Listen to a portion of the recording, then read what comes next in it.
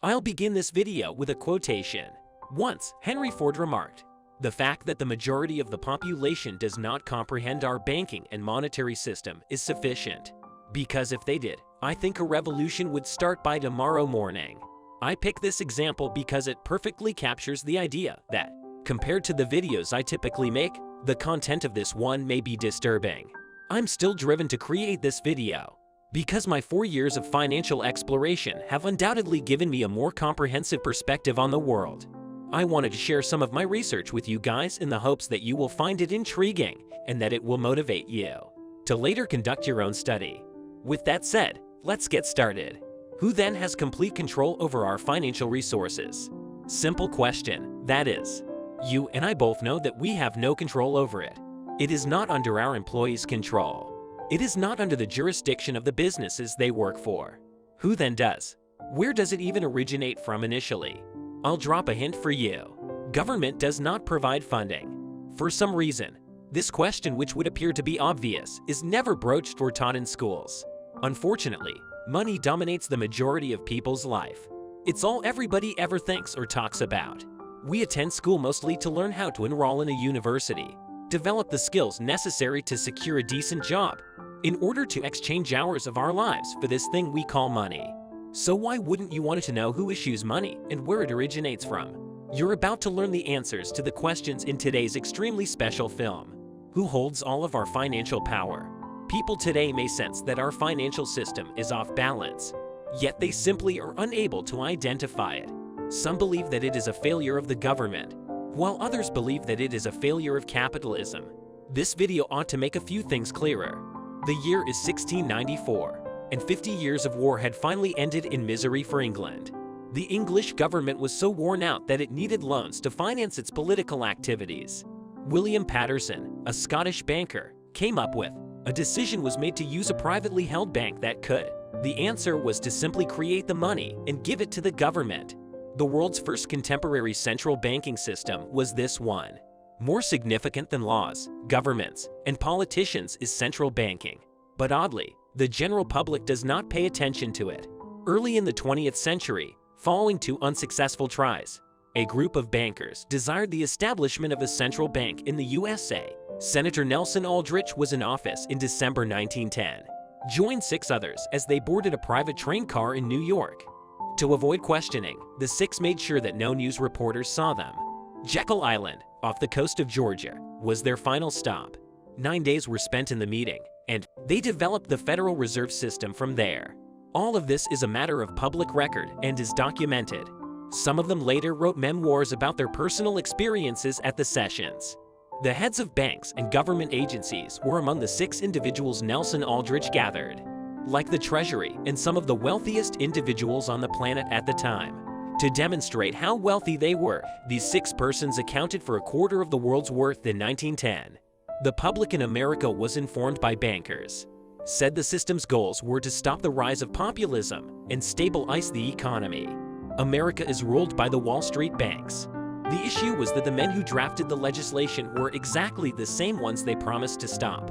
If they were successful, it would enable a tiny group of guys to generate money out of nothing and lend it, with interest, to the American government.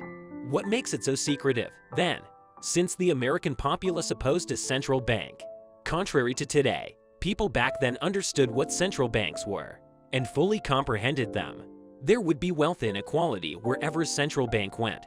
Economic booms and crashes swing wildly between one another. Moreover, individuals at the top of society always emerged richer from each bust. Everyone else became poorer. At the time, Europe served as a prominent example of this. The Aldrich Bill, which was the initial draft of the Federal Reserve. However, when it was introduced in Congress, Senator Aldrich's name was known and detected rat odor. The bankers required further protection. To stop the argument, they chose to send 2 affluent buddies to carry the check. It was renamed the Federal Reserve Act amid congressional misgivings. The day's newspapers were filled with the cries and protests of the bankers, opposed to the latest Federal Reserve Bill. They screamed it would bankrupt the banks.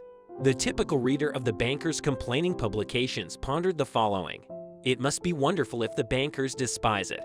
And ultimately they found themselves unwittingly aiding a Trojan horse. Additionally, the bankers deceived Congress by including provisions in the measure that curtailed their authority. On December 23, 1913, when most of Congress was on vacation, the bill was passed. And with that, a select few gained total control over the creation and issuance of American currency. The Federal Reserve is currently the most influential organization in the United States. Additionally, they aren't embarrassed to admit it. The dollar was now, and has remained since, a floating, unbacked currency. Let's consider this for a moment.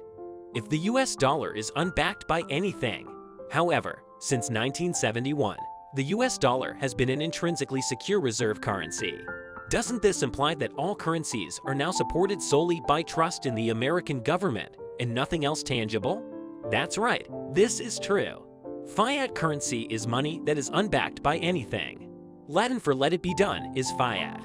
Alternatively said, since the government says it is money, it is. Because there is no backing for money. Anytime the Federal Reserve prints money, it has no value. It dilutes the supply of currency in all other countries. Because the US currency backs their reserves. Each time new money is created, the value of all nations' reserves decreases. The Federal Reserve has printed trillions of dollars in recent years. And nations like China and Russia have taken note of this. These nations have been selling their US dollar reserves and purchasing gold in response to the money printing at the same time frame. But hold on a second. Some of you wise people out there may have thought to yourself, how am I able to pay for items if every currency on earth is backed by nothing? As it turns out, faith is what keeps today's entire economic system in operation. Faith in your ability to trade your currency for goods or services. In some ways, the fact that few people fully understand the origins of money contributes to this faith. In this video, we're about to learn more about that. In essence, a central bank is the organization in charge of overseeing a country's money supply, as well as offering interest-bearing loans to the government. The process is as follows in the US and the majority of other nations. When the amount needed by the government exceeds what was collected in taxes, they request funding from the Treasury Department. The government then sends a bond or IOU to the Treasury. The Federal Reserve receives this IOU from the Treasury through the banks. The Fed then issues a check to the banks as payment for this IOU. Money is created at this exchange at the banks, and it can be used to pay for public obligations. Then hold on. Where does the Fed acquire its funding so that it can issue this check? They receive this cash out of thin air. They merely create it from scratch. So in essence, they are producing money from nothing by writing a check and depositing it into an account. Whenever the bank issues a loan, the bank does not take money that has been placed by other individuals and give it to you. It produces fresh cash. In the present era, this entails entering numbers into a computer. This is how 97% of all money is made digitally. Only 3% of what we carry is actual cash and coins. Commercial banks are also capable of lending out 10 times as much money, which is ridiculous. More in reserves than they actually possess. This is known as lending with fractional reserves. Who then legislated this absurd system? It was created in 1913 as a component of the Federal Reserve System in the United States. Again, this is the same method that is in use all around the world. As long as this system is in existence, things will always cost more money. This was really somewhat acceptable because until around 2008, pay growth matched inflation. This is no longer occurring, which is a story for another day. Stranger things emerge the more you investigate them. When you take out a loan, it is recorded in the bank as an asset, as a negative form, much resembling a negative worth of money, or as debt. Debt is treated like money in this system. Again, don't just take my word for it. Former Federal Reserve Governor Mariner Eccles claims, there wouldn't be any money if there were no debts in our monetary system.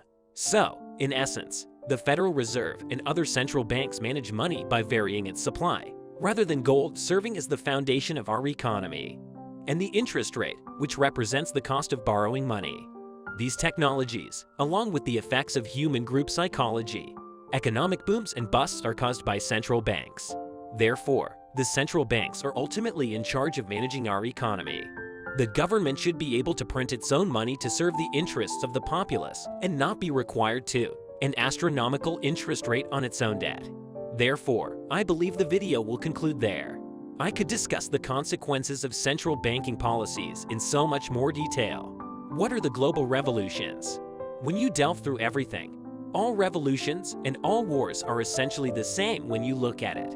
Everything comes down to money. In any case, thank you for sticking with this video to the end. If you're hearing this for the first time, I urge you, as I have indicated, to conduct your own study. We appreciate you watching this video. It's been too busy lately.